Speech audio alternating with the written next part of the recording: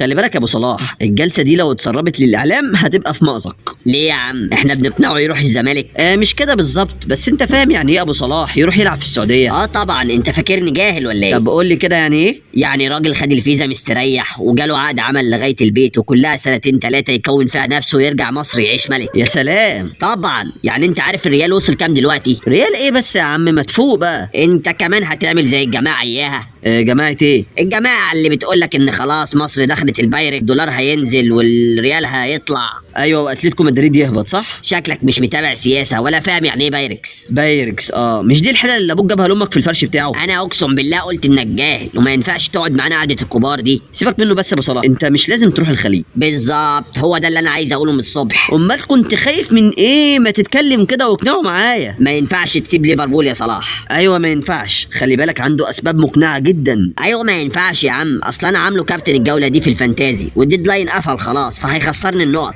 ده انا اللي اقسم بجلاله الله هخسرك لو اتكلمت كلمه تانية. خلاص يا عم خلاص، مش هبص للمصالح الشخصيه تاني. ايوه كده. شوف يا ابو مكه، الوضع بتاع الشباب بتاعنا متأزم. الله اكبر، ظهر الحق. كمل يا ملك. يعني احلام شباب مصر كلها واقف عليه. اشهد ان لا اله الا الله. سمعني يا حبيب قلبي، اطربني. اصلها مش معضله فلوس. شفت الكلام الجامد؟ يعني من الاخر يا ابو صلاح، كنا احنا بنشوف حلمنا وشغفنا فيه، فانت ما ينفعش تروح السعوديه لانك بتقتل الحلم بتاعنا بعد ما احنا كلنا فهمنا ان احلامنا ملهاش اخر. بس مش ده اللي انا كنت عايز اقوله يا ملك. انا عارف ان عندك كلام اكتر من كده عايز تقوله لابو صلاح، بس لا، انا قصدي المفهوم نفسه، مش هو ده اللي انا عايز اوصله له يعني. امال كنت عايز تقول له ايه؟ انا كان كل قصدي انه ما يمضيش مع السعوديين الا بعد ما ياخد مرتبه الاول طبعا، بس يشترط عليهم انهم يطلعوا له 12 مليون عقد عمل للمصريين كمكافأة توقيع. ايه ده؟